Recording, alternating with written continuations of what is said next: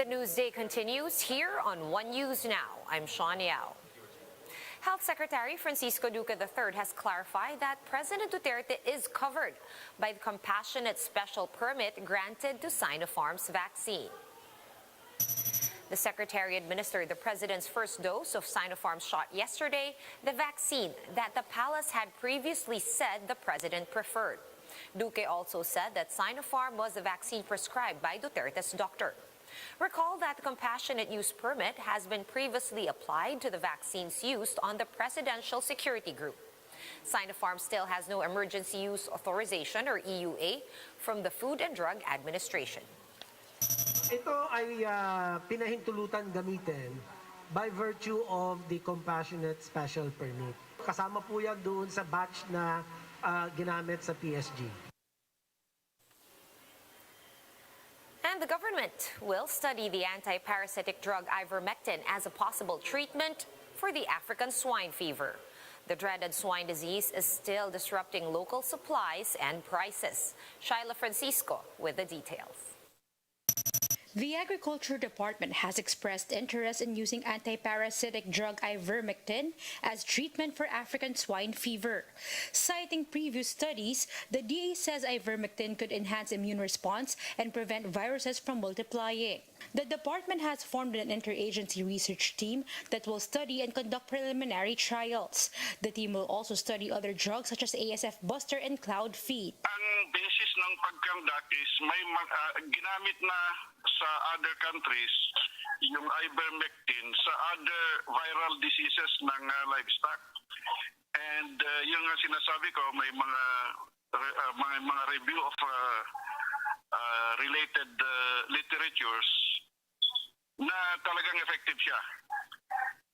Hindi ko alam kung merong nang nag-conduct against ASF. The team has been given 3 months for their initial study, which will be funded by the DA's National Livestock Program. The ivermectin trials are on top of the ASF vaccine being developed in the country. These initiatives come as the hog disease continues to push prices of local pork. In Commonwealth Market, for instance, frozen imported casim is worth 250 pesos at most. That's 100 pesos cheaper than local. Frozen liempo is 300 pesos compared to local liempo worth 370 pesos. Yung mabili na rin yung mga frozen ngayon sa sobrang taas ng sariwa po. Hindi gaya nung dati na mahina dati. Tsaka marami nang gumagaya ngayon Importers have warned that foreign pork may become more expensive in the event that the government increases tariffs. Senators and economic managers have yet to reach an agreement on lowering pork imports and tariffs. So ngayon, nag-set ng gobyerno daw ng SRP sa imported wala sa local. So ang selling price ng imported hindi pwedeng itaas.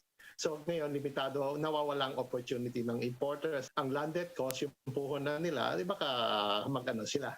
So syempre, mga negosyante mag-iingat sila.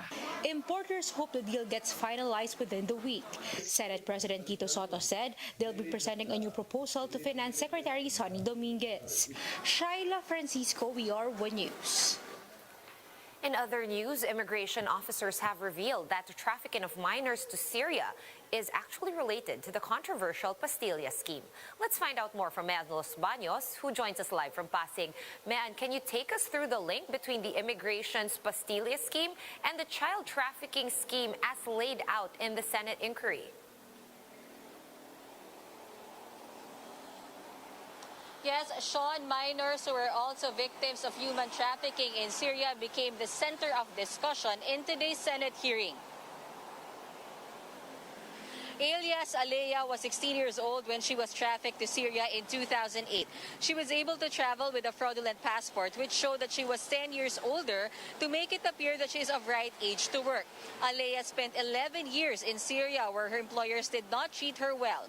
Another minor, Elias Lenlen, was only 14 years old when she had to endure an abusive employer.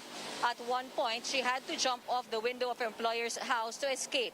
Witness Alex Chong, an immigration officer, told senators that trafficking of minors to Syria is part of the Pastilla scheme, where some officers are paid to make sure that the ones included in a special list can travel without profiling.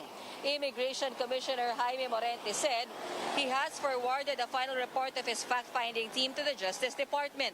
Morente said he has no authority to suspend people, although those involved had been relieved from their positions. Only Justice Secretary Bernardo Guevara Sean can suspend erring immigration officers. Sean, let's listen in to some parts of the hearing. Kapag may dumadaan sa immigration na ganon, either naka-hijab or iba pang traditional wear ng mga babaeng Pilipina na Muslim, pinapatanggal ba yung belo nila? Based po kasi sa experience ko, Senator, dahil nga po dun sa religious practices nila, parang ang protocol po is magtawag ng female officer para tingnan yung naka-hijab kung same sa passport.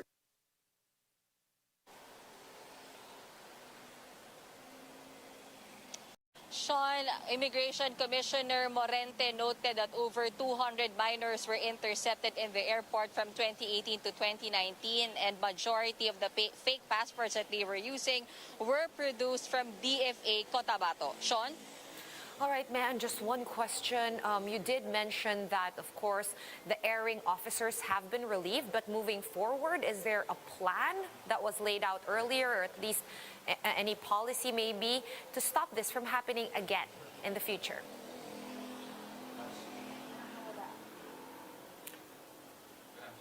All right, I don't think Man can hear us. Thank you for that update. Anyway, stay safe out there. Man Los Baños joining us live from Pasig.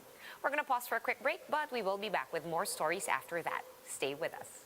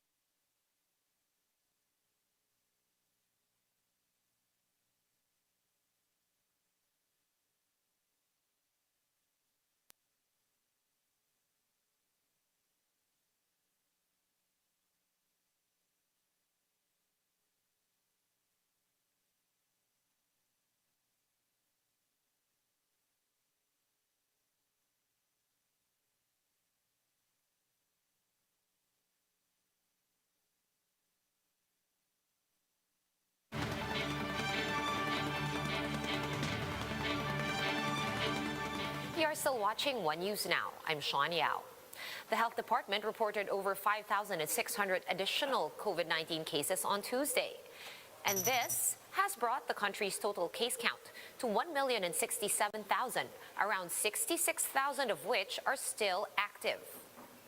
97 more patients died of the virus overnight, pushing the death toll to 17,600. Meanwhile, total recoveries now stand at over 984,000, with 9,000 new survivors recorded today. And police officers have yet to use the thousands of body cameras that have been distributed to police stations nationwide. Patricia Mangune joins us live over the phone to tell us why. Pat, what's causing the holdup? Sean, the Philippine National Police says they're still finalizing their protocols for the full use of body cameras amid privacy concerns. Around 2,700 body-worn cameras worth 290 million pesos have been brought to various police stations in Metro Manila and other major cities. 16 units, for example, have been provided here at the Kamuning Police Station in Quezon City. Each body camera has a unique digital watermark and time code to ensure the authenticity of the recordings. But at the moment, they have only been used to monitor checkpoints. PNP Director for Logistics, Angelito Casimiro, explained they are just ironing out their memorandum circular on the use of the body cams for anti-criminal operations to address any privacy issues. But Malacanang said this should not be a concern. Pala spokesperson Harry Roque even argued that a video footage from a body cam is a stronger evidence in court than a sworn testimony. For his part, Integrated Bar of the Philippines President Attorney Domingo Cayosa explained that a body cam ensures that there will be no irregularities during police operations, such as planting of evidence. But Cayosa warned that the police should be accountable if it's used to spy or eavesdrop on private conversations and non-criminal activities. The National Union of People's Lawyers echoed this, saying that there should be clear parameters when body cams should be turned on. NUPL President Attorney Edre Olalia added that the police should make sure that only relevant video footage will be submitted to court. Olalia explained that this may result in the invasion of privacy of other people, especially minors who are not involved in the case. Sean, despite the delay, the PNP is appealing for additional funding to procure more body cams so that all police stations in the country will be covered. Sean? All right, Pat, so by when will we finally see these body cameras in police operations? Is there a target date for that? The last time we asked the PNP, Sean, it was, they estimated that it would be in full use by March 2021, and unfortunately it's been delayed. So right now we still don't have a target timeline for the full utilization of the body cams. Sean? All right, thanks for that, Pat. That was Pat Mangune of News 5 joining us over the phone. Stay safe, Pat.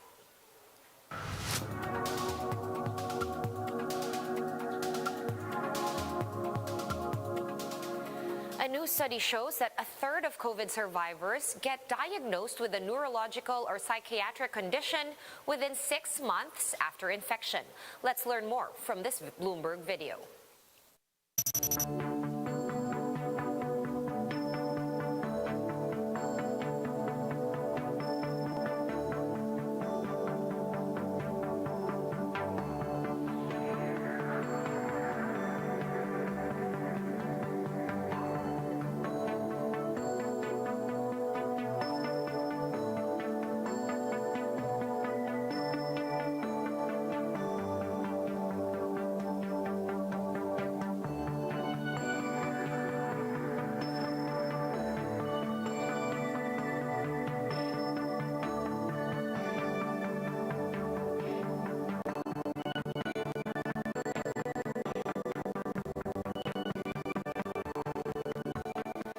more updates, visit News 5, The Philippine Star, and Business World online.